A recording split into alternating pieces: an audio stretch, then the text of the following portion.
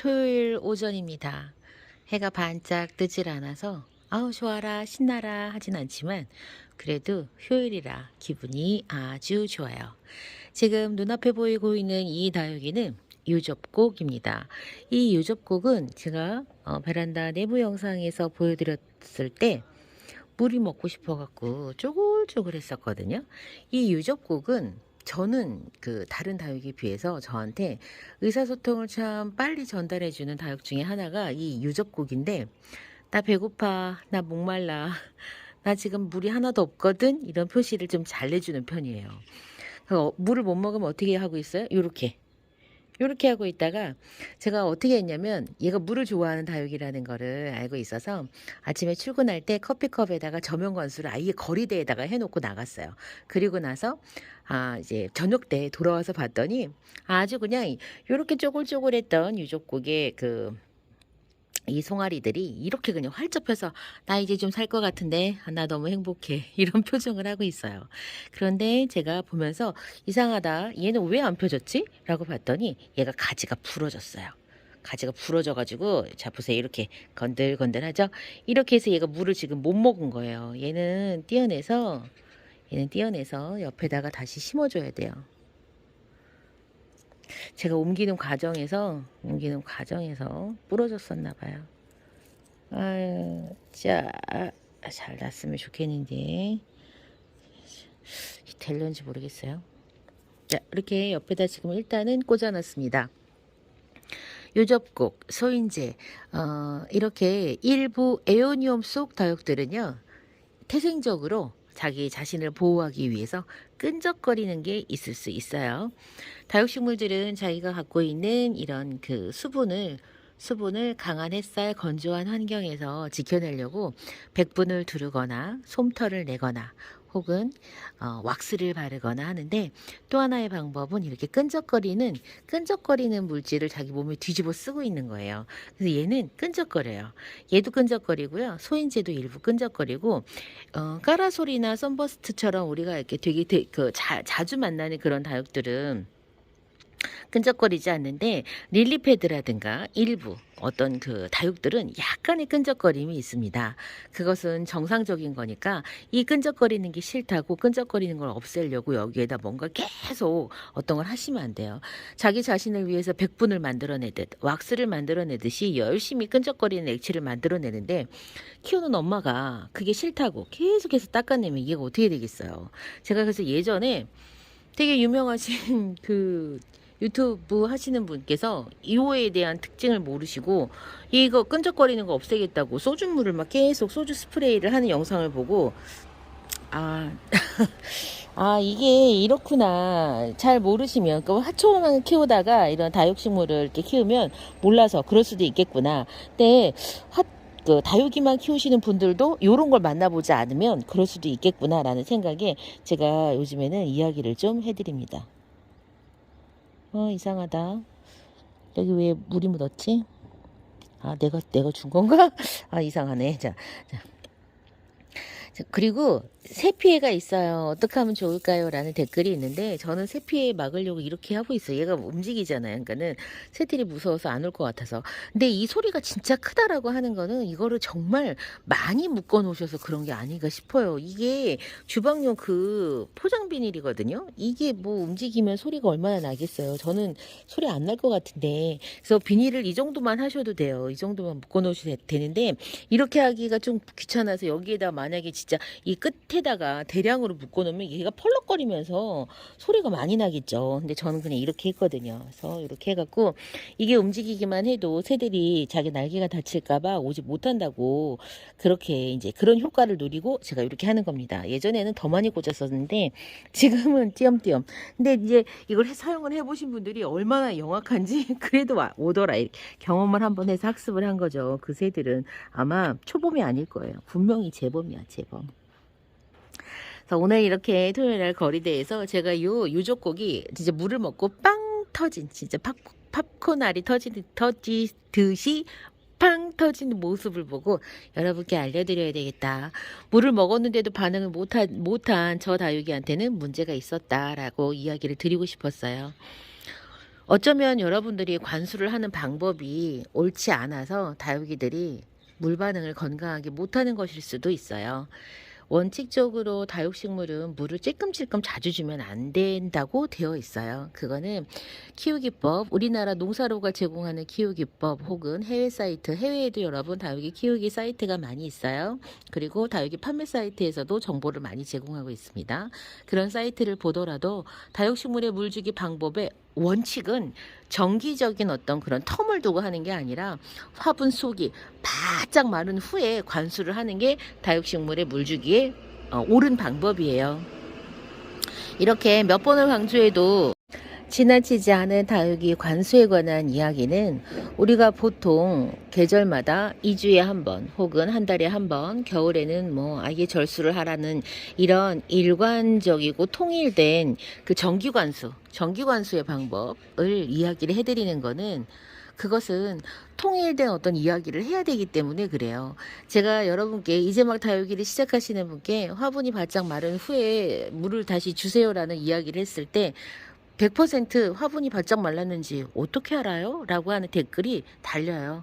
근데 그거는 여러분, 어떤 누구도 화분 안이 바짝 말랐는지 알 수는 없어요. 다만 우리가 흙의 상태라든가 화분의 무게라든가 이 다육이의 컨디션이라든가 이런 걸로 어느 정도 시간이 지났을 때 추측을 하는 거죠. 그 추측을 잘못하거나 혹은 관수 방법을 아주 주관적인 본인만의 생각으로 관수를 하게 되면 다육이가 원치 않는 때에 그 화분이 젖어 있고 그다음에 바짝 말라야 될 시기에도 젖어 있어서 뿌리가 상시 습에 들어가 있어서 이제 문제가 생기는 경우가 생기는 거죠. 사실은 그 식물이 뿌리가 물에 오래 좀 젖어 있다고 해서 그게 병이 왔다, 이런 거는 쉽게 납득하기가 어려워요. 납득하기가 어렵지만 다육식물 같은 경우에는 우리가 과습 혹은 그 과습으로 인해서 생기는 각종 무름병이라든가 질병, 곰팡이병 등으로부터 다육식물을 이렇게 보호하기 위해서는 관수법을 여러분들이 기준을 반드시 꼭 세우셔야 돼요. 제가 왜 2주 혹은 열흘 혹은 한 달 간격으로 관수를 하는 게 딱 맞다라고 이야기를 안 하냐면, 그건 여러분 요 화분의 크기에 따라서 너무너무 달라지는 이야기예요. 자, 이 롱부는 물마름이 나빠요. 물마름이 나쁜데도 불구하고 초보 다육맘이 좋아해요. 왜냐고요? 공간이 절약되기 때문에 그래요. 그리고 길이감이 있는 다육이를 심을 수 있기 때문에. 그런데 이 롱부는 사실상 초보 다육맘들에게는 그렇게 썩 좋지 않은데, 그 이유는 진짜 물마름이 별로예요. 그래서 요런 그 화분에다가 다육이를 심을 때는 내가 진짜로 얘를 물을 잘 안 주고 키워도 되는 다육이어서 어쩌다 한 번씩만 물을 줄래 라거나, 얘는 물을 정말 좋아하는 다육이어서 그냥 물을 줘도 잘 먹어, 그런 다육이거나, 여러분들이 그 다육이를 심을 때에도 매칭을 하면서 이렇게 심으셔야 되는데, 그러면 초보 다육맘에게 좋은 그 화분은 어떤 거냐? 당연히 물마름이 좋은 화분이에요. 물마름이 좋은 거는 상면의 입구가 넓고 높이가 낮은 그런 화분들은 상면으로도 물마름이 일어나요. 이런 다육이는요, 상면으로 물마름이 일어날 가능성은 거의 없고요. 오로지 다육이 뿌리에 의해서 이 물이 없어지는 그런 게 주로 그렇게 없어져요. 그렇기 때문에 이 다육이가 컨디션이 별로 안 좋은데 물을 계속 주는 이제 그런 관수법이 나쁘신 분들한테는 상면이 넓고 높이가 낮은 화분을 추천을 드려요. 그래서 제가 계속 굳히기를 할 때 좋은 그 화분이라고 표현하는 이유가, 상면으로도 물마름이 동시에 일어날 수 있는 화분이 그런 화분이기 때문에 제가 계속 이야기를 드리는 거예요. 이렇게 다육이 물주기에 관해서는 저도 지금 뭐 아직 완벽하게 하지 못하고 있어요. 완벽하게 하지 못하고 있는데, 얘를 지금 타이밍에 물을 한번 줘야 될 것 같아 라는 타이밍을 사실은 이제 딱 보면은 어느 정도 보면 알 수 있지만, 내 뿌리 속 컨디션이 어떤지를 안 보고 어떻게 알겠어요? 다만 요 다육이가 보내는 외부적으로 보내는 신호를 보고서는 그냥 그거를 알아차리면서 이렇게 물을 주는데, 그건 아마도 다육 생활을 좀 오래 해서 다육이가 입장만으로, 목대만으로 보내는 신호를 보고 알아차리는, 마치 신생아가 태어나서 엄마랑 소통하기 전에 옹알이 할 때 눈빛만으로, 그 발버둥 치는 것만으로도 엄마랑 소통이 되는 이제 그런 집중과 관심, 어떤 그런 것들이 지나야지만 여러분들이 알 수 있지 않을까 해요. 근데 그거는 어쩔 수가 없어요. 시간이 투자가 돼야 되거든요. 아무리 여러분께 2주 혹은 뭐 열흘의 간격으로 이야기를 해드려도 여러분의 다육이하고는 맞지 않을 수 있어요. 이 다육이는 지금 홍사인데 분갈이한 지가 굉장히 오래됐거든요. 요 녀석 같은 경우에는 지금 토분에 들어가 있고요. 얘는 에케베리아예요. 얘는 에케베리아고 목대가 살짝 굵어요. 잎은 로제트처럼 빡빡하게 들어가 있지는 않은데 잎에 약간 벨벳하고 비슷한 그런 느낌의 그런 지금 입장을 갖고 있어요. 그러니까 얘는 끈적거림도 아니고 왁스도 아니고 백분도 아닌 약간 벨벳 같은 그런 느낌을 갖고 있는 입장을 가지고 있어요. 이런 것들을 판단을 하면서 목대가 이렇게 잘 쑥 늘어나니까 상대적으로 성장세가 조금 좋겠죠. 그러면 얘는 웃자라기도 좋아하지만은 물도 그만큼 필요한 다육일 수 있어요. 대신에 물을 줄 때에는 관리가 햇볕에 좀 되도록이면 노출을 시켜서 열일을 하면서 뿌리 속에 있는 물을 빨리빨리 없앨 수 있도록 여러분들이 또 도와줘야 돼요. 그래야지만 다육들에게 이제 과습이 일어나지 않는 거죠. 사실 건강한 다육에게는 과습은 그렇게 한 번의 관수로 화분이 젖었다고 해서 그렇게 큰 문제는 아니에요. 그리고 과습과 물음병이 같다는 동의어라고 생각하시면 안 돼요. 과습이란 표현 자체는 사람의 실수예요. 사람의 실수로 물이 필요하지 않은 화분에다가 계속 물을 줬을 때 과습이 일어나는 거거든요. 근데 물음병은 병이에요. 그건 우리가 통제를 할 수가 없어요. 이미 화분 안에 살고 있는 물음병균에 의해서 이 다육이가 이제 병에 걸리는 거거든요. 그런데 그 물음병균은 물을 타고 다녀요, 여러분. 그래서 화분 안에 물이 들어가 있었을 때 물음병이 발생할 확률이 당연히 높죠. 왜냐면 매개체가 들어왔으니까 길이 열리는 거잖아요. 그 물을 타고 다니는데. 그렇지만 물과 과습, 물음병이 동일어는 아니라는 거예요. 과습은 사람의 관수 실수로 생겨서 화분 안에 물이 많아지는 거죠. 그게 내가 꼭 관수 실수가 아니라 하더라도 그거는 이 뿌리가 지금 건강하지 않은데도 다른 다육하고 똑같이 물을 줬을 때 그거는 이제 우리가 그렇게 하는 거고, 물음병균은 이 그 토양 그 균이거든요. 이 토양 자체에 있는 그 물음병균에 의해서 요 녀석들이 그 물이 관수가 들어갔을 때 그 물을 타고 다니면서 취약한 곳에 침입을 해가지고 물음병이 발생을 하는 거예요. 그래서 이렇게 이해를 조금 하시고요. 그래서 우리가 최선을 다하는 건 뭐냐면 정기적으로 살충을 해주는 이유가 우리가 통제할 수 없고 우리가 치료할 수 없는 이제 그런 부분들을 미연에 조금이라도 방지하고자 그런 노력들을 하는 거예요.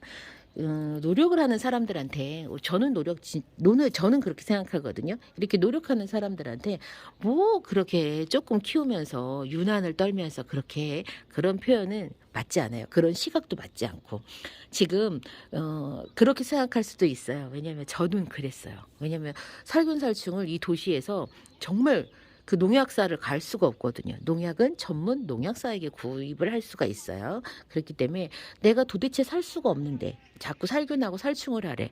너무 스트레스 받아요. 그래서 대체하는 게 뭐예요? 그냥 대체용품들. 그럼 퐁퐁어를 좀 할까? 아니면은 뭐 식초를 할까? 아니 소주물 뭐 이렇게 대체를 찾게 되는 거죠. 전문적인 살충과 살균제를 살 수가 없으니까. 저도 그랬었어요. 그런데 조금 이제 더 신경을 쓰다 보면 외곽으로 드라이브를 갈 때나 이럴 때 저는 일부러 코스를 잡아요. 농약사를. 그렇게 해서 필요한 만큼 구입을 해다가 저는 그냥 이제는 이거를 전문적으로 살균살충을 하지 뭐 목초에게 살균과 살충을 의지하지 않아요. 사전에 예방하려고 하기는 해요. 그리고 소주물도 가끔 스프레이를 해요. 그 계피물에다. 왜요? 그거는 예방을 하려고. 저도 그것도 되게 가벼운 마음으로 그냥 하는 거지 그걸로 전적인 살균살충을 의지하지 않아요. 그래서 이렇게 키우기 방법, 물주기, 그 다음에 이제 어떤 그 물주기하고 관련된 과습, 그 다음에 물음병, 그리고 물음병을 예방하기 위해서 살균과 살충을 열심히 해줘야 되는 이유가 다 연결이 되어 있어요. 처음에는 이해하지 못했어요. 왜 살충이 물음병에 왜 사전에 먼저 해야 되는 건데 이해를 못했어요. 왜냐하면 물음병균은 상처를 통해서 침입을 해요. 그런데 그 상처가 뿌리 안에서 해충들에 의해서 발생이 되기 때문에 그래요. 그렇게 이제 근데 이제 너무나 많은 그 경험과 그 뭐라고 해야 되죠? 당연한 인과관계를 갖고 있는 농장 사장님들은 그런 말들이 생략이 되는 거예요. 혹은 이야기를 해줘도 우리가 간과하는 거죠. 그게 중요한 포인트라고 생각하지 않는 거예요. 근데 사실 중요한 거예요. 물음병은 어디를 통해서 침입한다고요? 상처. 상처를 통해서 침입을 하는데, 사실 연화균이라고 해갖고 자기 스스로가 이렇게 막 녹여갖고 그 식물에다가 상처를 내는 이제 그런 방식은 좀 덜하다는 거예요. 그렇다기보다는 그렇게는 조금 덜 들어와요. 다육이 같은 경우에는 표피가 이 피부 이 뭐라고 해야 되죠? 굉장히 단단하대요. 다른 식물에 비해서. 그래서 그렇게 들어오기보다는 어떻게 상처를 통해서 침입을 하는데, 다육이의 상처, 우리가 알지 못하고 보지 못하는 뿌리 속 혹은 여기 이 생장점 주변에서 살고 있는 미세한 상처가 생기고, 그런 상처를 통해서 무름병균이 침입을 하기 때문에 살균, 살충은 하나의 짝꿍으로 함께 방제가 되어져야 된다는 이야기를 농장 사장님들께서 설명 없이 그냥 해주시는 거예요. 그러면 저와 같이 이제 경험이 없는 사람들은, 이해를 못하는 사람들은 왜 그래야 되는지 이해를 절대 못했었어요. 나중에 알게 됐어요. 자, 말이 너무 길어졌어요. 이번 시간 제 그 거리대에서 이 녀석, 이 유접곡이 물을 먹은 모습, 물 반응을 정말 건강하게 하는 모습을 보면서 여러분께 이야기 드리고 싶었어요. 저는 이따 오후에 다른 이야기들 순차로 업로드하면서 다시 찾아뵐게요. 그럼 안녕히 계세요.